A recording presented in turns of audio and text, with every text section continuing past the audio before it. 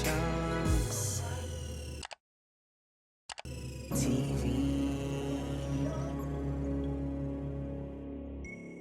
And I chose this topic because you guys know that I am a Nigerian enthusiast. I guess that is the best way to describe it. In case you are wondering why my energy is very high today, I'm super happy, feeling super blessed because today is mine and my partner's anniversary. It's our anniversary.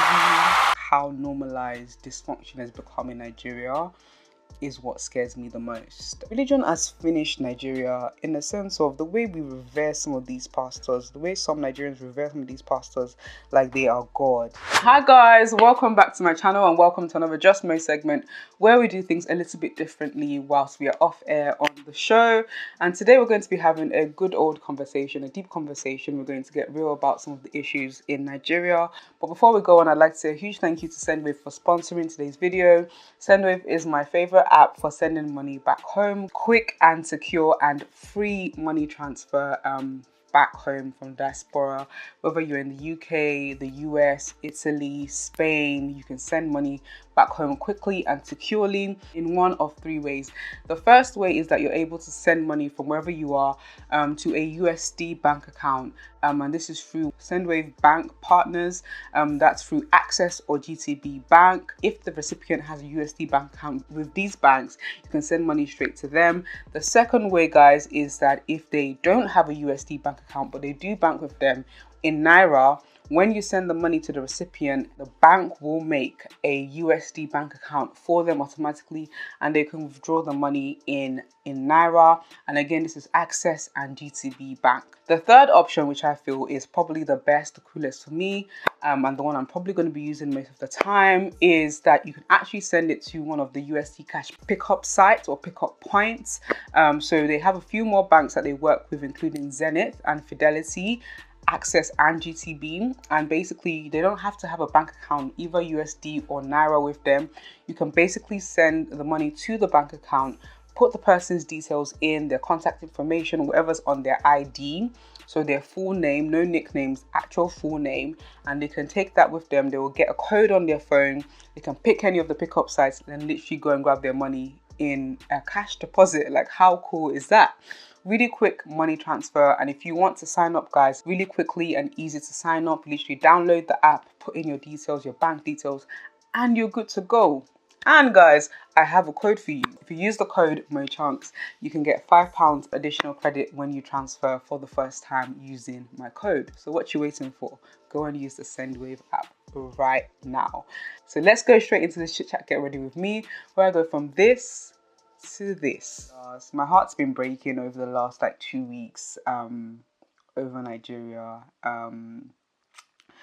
This guy, I don't understand half of what he says, but he describes the state of Nigeria perfectly. That Nigeria still wallows in a state of medicinal statism, cankerous tribalism, ethnocentric chauvinism, syphilitic parochialism, epileptic nepotism, catalyptic barakboism, and state brigandage of the bluest dye. Honorable Patrick Obayamo. In case you are wondering why my energy is very high today, I'm super happy, feeling super blessed because today is mine and my partner's anniversary. It's our anniversary. I've literally spent the whole week telling my friends and my family and everybody that cares to listen how excited I am, how blessed I feel. It's been 1 year with my amazing partner, 1 year down, forever to go by the grace of God. And I've been feeling really blessed. I feel so blessed to have you, babe, if you're watching. You are literally the man of my dreams in my reality. You know, everything I prayed for and more. And you guys, when it comes to love and relationships, that I've been very vulnerable with you guys about, my pitfalls and the ones that haven't quite worked out in the past. So, I'm really grateful to experience a turnaround in that area. Yeah, I feel super amazing. I've learned so much a year in love. If you guys want a video from me about some of the things that I've learned about love, what love is and how love changes you and how it makes you a better person, definitely comment down below. But I feel super ecstatic and I'm actually getting ready to go meet him later. So I thought let me go to bed. Let me do one video. let me chat to you guys, do my makeup, and then go out and enjoy myself. And I chose this topic because you guys know that I am a Nigerian enthusiast. I guess that is the best way to describe it. I am in the diaspora. I live in the UK. I lived here since I was 10, but very much so connected to my roots, very much so love my country, my culture. I'm not, one of those Nigerians that only like the nice side of our culture. Beyond the fashion and all of that kind of stuff is what I'm trying to express. I'm a Nigerian to the core. And I remember the night before we were about to leave Nigeria, that was one of the first times my dad ever smacked me, and that was because I was kicking up such a fuss because we came here on holiday the year before. And I was like, these houses are tiny. Nothing about their life over there excites me.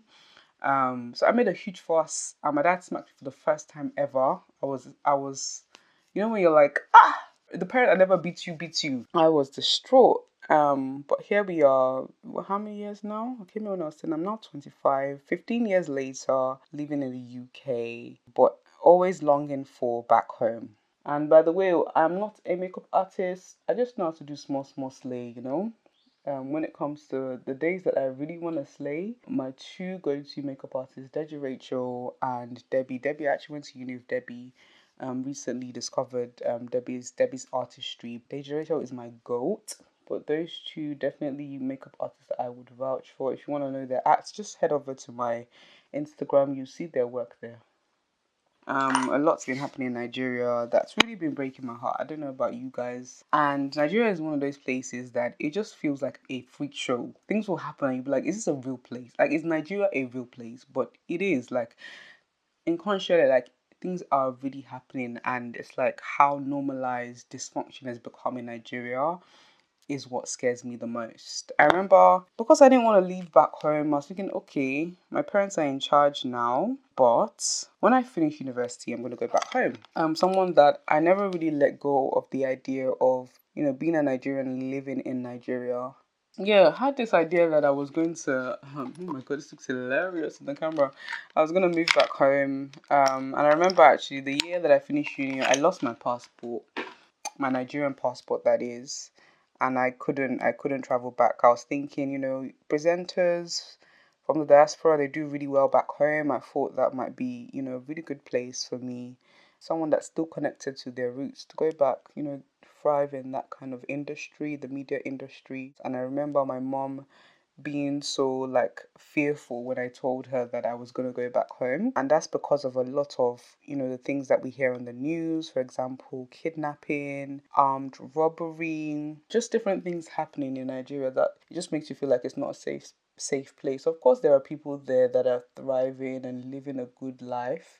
I watch a lot of YouTubers, and they're not always saying, oh, this is happening consciously, They're actually living okay lives, and that's not to say that the entire nation is in danger, if that makes sense. There are still some people living some very good lives, but when we hear some of the news about Nigeria, it can be really scary, and it really makes you wonder, like, is it a safe space? Is it a safe place for someone to say that they want to relocate back to from the UK? That was just my mom's whole thing. Like, why would you leave a country that's working, that's functioning, to go back to a country that can literally put your life in danger, especially if you are a ajebota.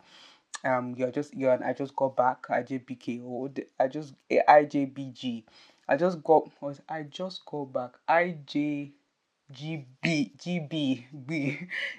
And I just got back. You'll be a target the minute they hear a slight London intonation. And I wouldn't even say that I have the most Londoner accent, but they will know that I'm not from there.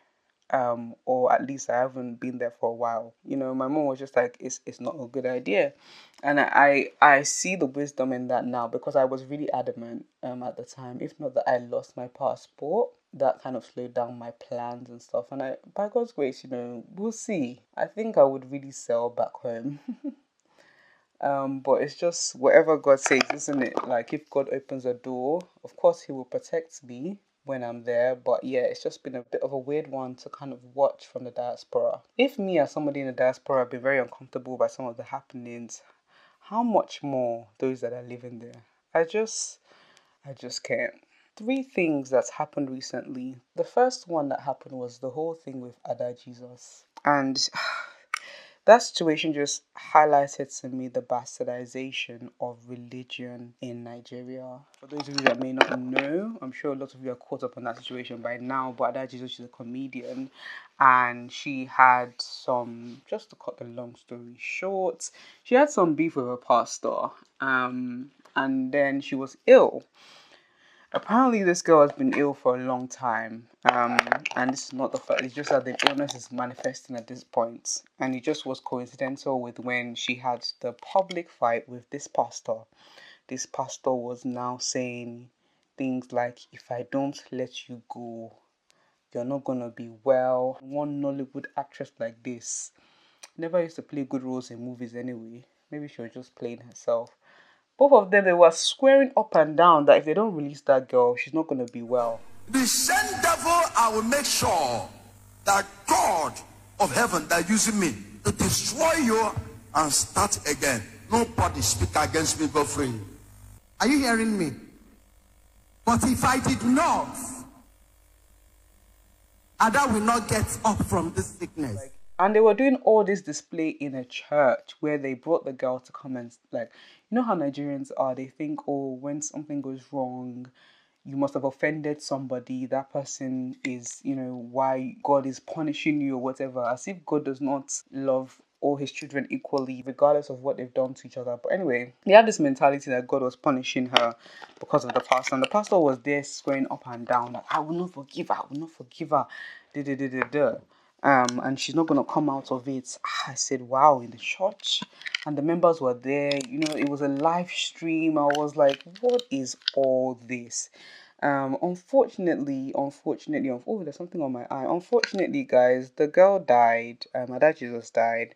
I think it was a day or two after her birthday. And that was really sad. Some actually, big ups to you, man. Like, she's someone that I wish I had her energy when it comes to trending topics.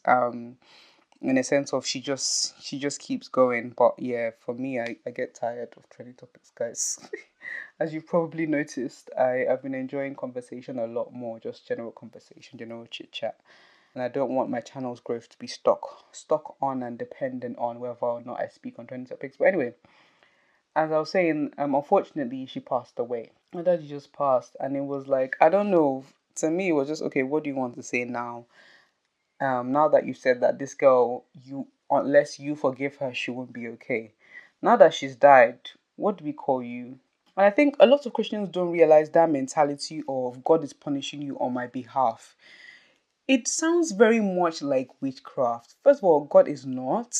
If it's you that is punishing a person for what they did to you, like, are you not seeing that this is nothing to do with being Christ-like? Anyway, that situation happened. I was just thinking, religion has finished Nigeria in the sense of the way we revere some of these pastors, the way some Nigerians revere some of these pastors like they are God. I think that was the question. Even some Aku kept asking as she was doing her report, is this guy God? Are you God? Are you God? Are you God? Who are you? That God will inflict someone with an illness because they were rude to you, or because you had a misunderstanding. Okay, who does that? Like, and the people that are following them very blindly, members, that revere pastors above God. You see that so much in Nigeria. So much. And it's like, where is this in the Bible? My recording stopped, guys. Where were we? Yeah, there's this whole touch not my anointed thing that they've really capitalized on. I mean, the preachers in Nigeria, that means that you can't correct them. Even in the UK as well, they love that thing. But like that, Ada Jesus passed away. God rest her soul. To me, she was just ill. Life happens to people. It doesn't necessarily mean you're being punished for talking back to somebody or whatever they were claiming. I thought that was extremely, I thought it was ridiculous. I thought it was a disgrace to the Christian faith. Not long after the Baba Ijesha Saga happened, and you guys know that I'm a huge Nollywood fan. Oh, it's actually like therapy for me. Life gets difficult, and sometimes I just need a laugh, and Nollywood does that for me. So I know the Nollywood industry quite well. I know the actors quite well. I have my favorites: Odunade, Flaky, Lady with Aya and the Booty. Well, they said she went to do BBL. Is it true? Still love you though, girl. Yeah, I have my favorites in the industry. I have those movies that I watch. It just keeps me happy, keep me going. Very sad to have heard that, one of the veterans in the Nollywood industry, and that is Baba Ijesha, he was trigger warning. And guys, in your comments, please be careful not to use the words as well. YouTube flags everything now. So when I say SA, you know what I mean. I don't want to say the word myself, so it doesn't yeah, you know what I mean. So please try not to type it out. Just be diplomatic in your comments as well. So he was accused of SA, a young girl. Initially, when the news came out, they said that he had been doing this since she was 7 years old, and he's been doing it for 7 years. And then not long after, the child's foster mom, who happens to be another Nollywood, she's not Nollywood, but she's in the industry, like the Nigerian film television industry, and her name is Princess Comedian.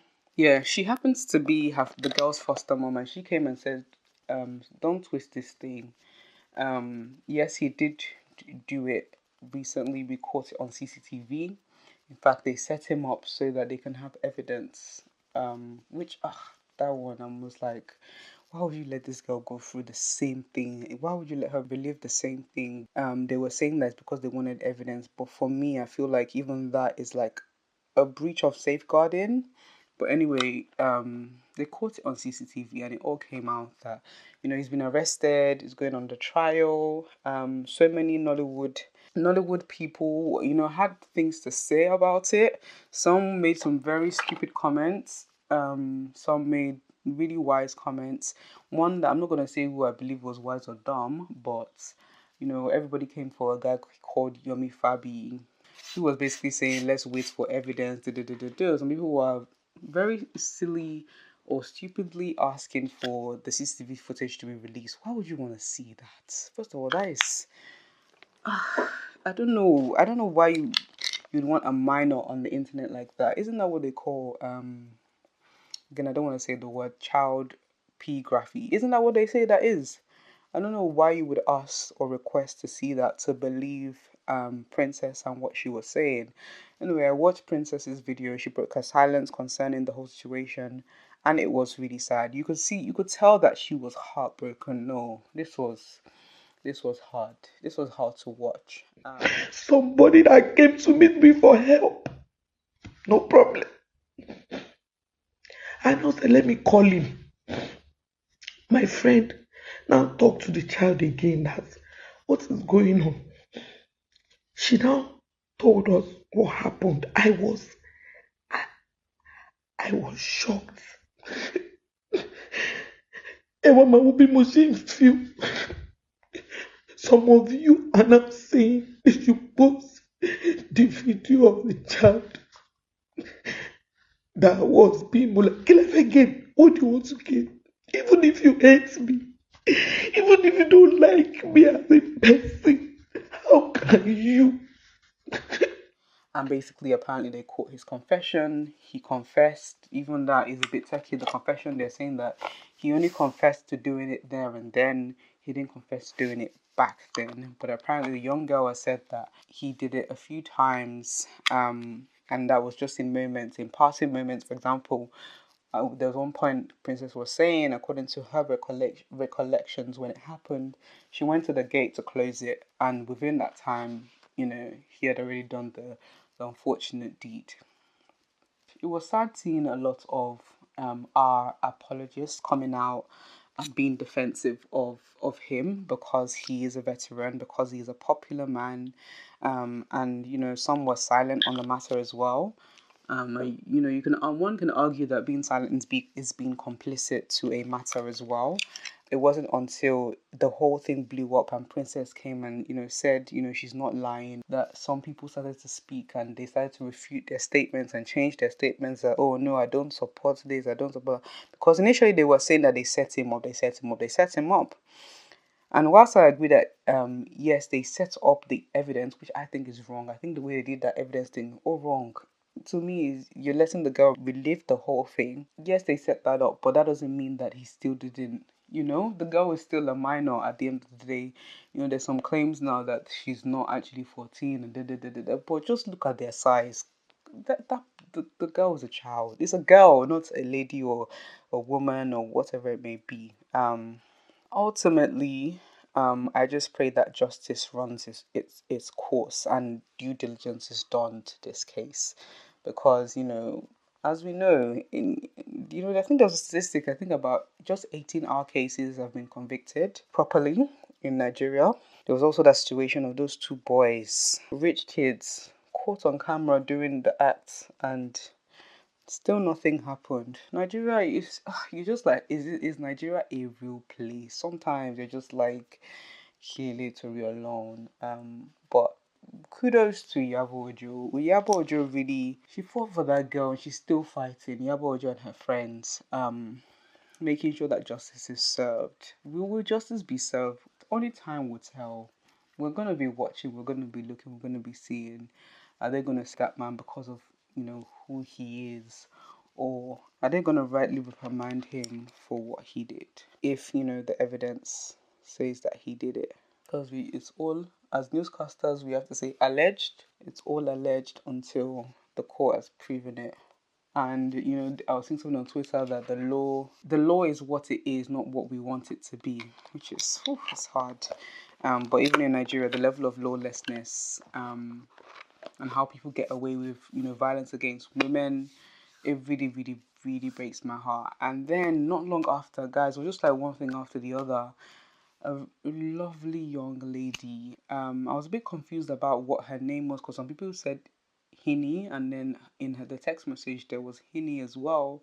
Maybe it's a nickname, but as far as I know, her full name is Iniubong Umoren. She was a young girl that was actually looking for a job, and unfortunately got into the wrong hands.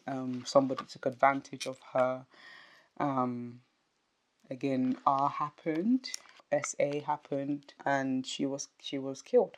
And she did everything she could to let her family know where she was. And the last message that her friend, who she was communicating with the whole time, the last message they got was her screaming her lungs out, crying for help. I was watching it on Summer Aku's channel this morning, and I was just like, I cannot imagine the pain and the fear that she was feeling in that moment. I stopped for a second. It really, really broke my heart. The guy's name, I've actually forgotten his name. The guy's name is Uduak Frank. Some information came out that, his family is actually well known for this. When they talk about Ogun, those kind of things, money ritual, using people's body parts, it was Twitter that had to investigate what was happening with the situation. They, when she put out a tweet saying, I'm looking for a job, and they were the one that went to investigate who are people that replied to her tweet. They found out that there was this particular guy that deleted his tweet, changed his name. They found the number that the girl gave to her sister to track her just in case. The number, they found that it was connected to him. Police found him. He confessed to killing her, took them to where the shallow grave was, and just today I was seeing that actually in their compound is like an uncompleted building or something like that, and behind they were finding loads of different bodies that had been probably subjected to the same gruesomeness, gruesome act. And I was like, in this Nigeria as well. Like, I just don't know how people can be so cruel, and just behave in such a callous manner. Somebody genuinely looking for a job, somebody genuinely trying to make ends meet, and just like that.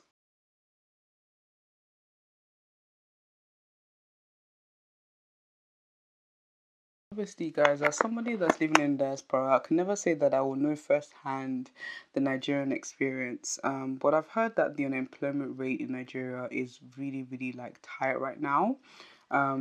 So much so to the point where things like what happened with graduates desperate for jobs end up in the wrong hands, end up with people that take advantage of them. The things that we see in like Nollywood movies. It's not from nowhere, guys. Also, people are desperate for money. They do reckless things, kidnapping, stealing, robbery, people are on the streets. There's absolutely no excuse for what that guy did to Ine. Absolutely no excuse.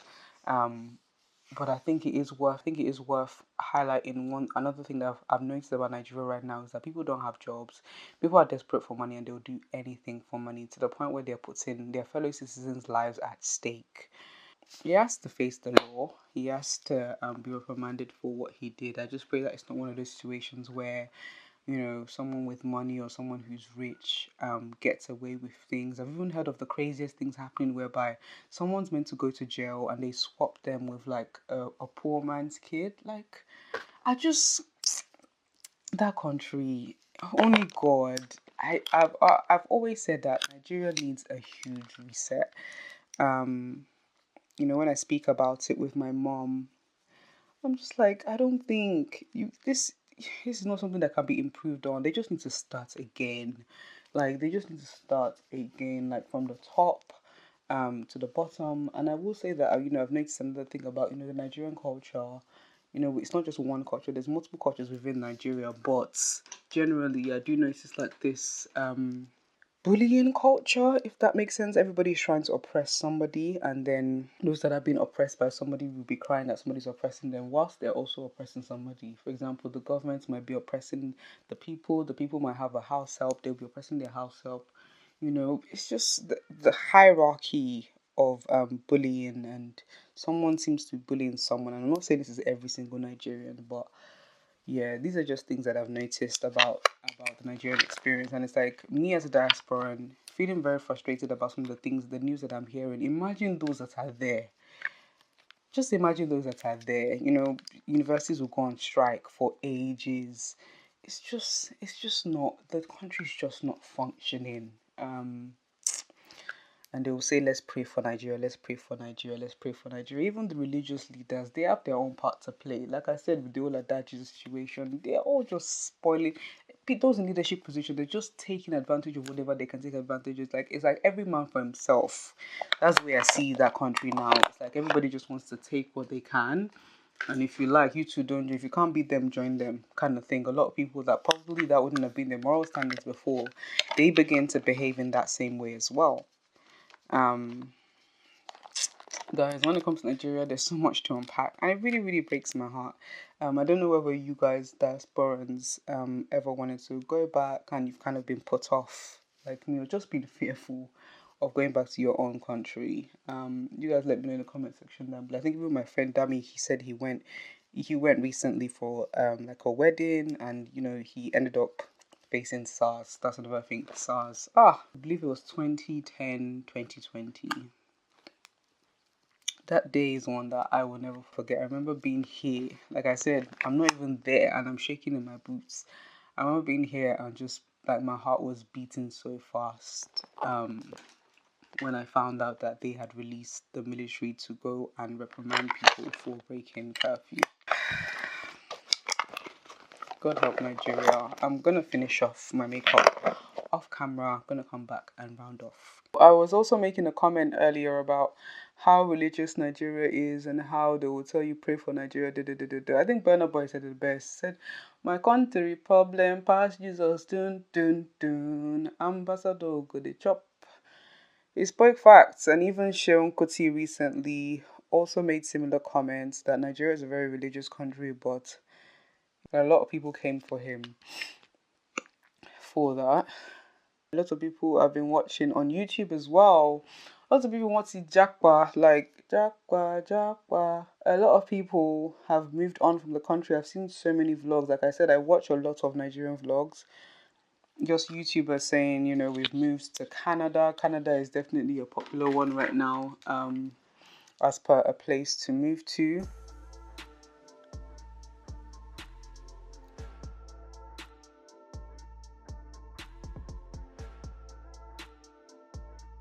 Don't with Jack Frost.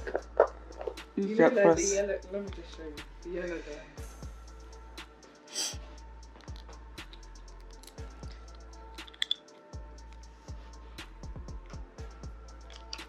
Let me just show you. Sophie, please, I don't have time. I need to leave soon. Let me just show you. Thanks, Sophie. Are you recording? Yeah. So I have to do it on camera? Yeah, just braid it. I don't want to do it on camera. They're not gonna see you, eh? How do you know they won't see me? Because I can see it. If you stand there, yes, they're gonna see you. I'll do my trousers up. Hey, hot. Use water, please. I haven't even done it for more than 5 seconds. Yeah. Mo, that is nothing. I haven't even moved my hands, so that's how I know you're dramatic. Hello?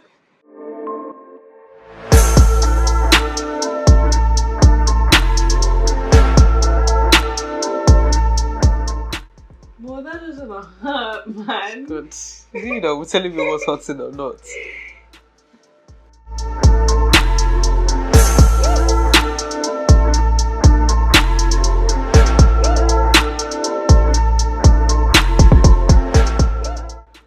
Sophie, you don't have to pull my nape.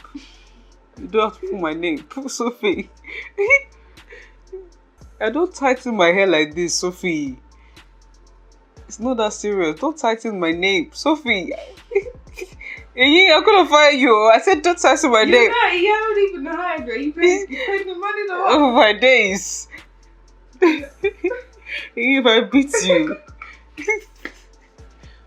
See these Nigerian hairdressers. Put water on it first. I was just touching it to see. Yeah! Don't just touch it, Sophie. That's how mom used to comb my hair anyhow. When I was a child. This is why Americans tell their clients to come on their head.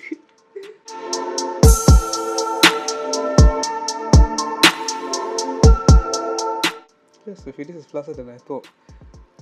Where's my my wig? You need to pull my hair. Why is such a wicked hairdresser like this? This is how it lost. It's not. I don't want to. I want my edges to last. Whatever, mate. Well, this is how it lasts. Spoken English there. I will speak English because I'm an English English Okay. speaker. Yeah. Yeah. We shall see. Yeah, we shall see.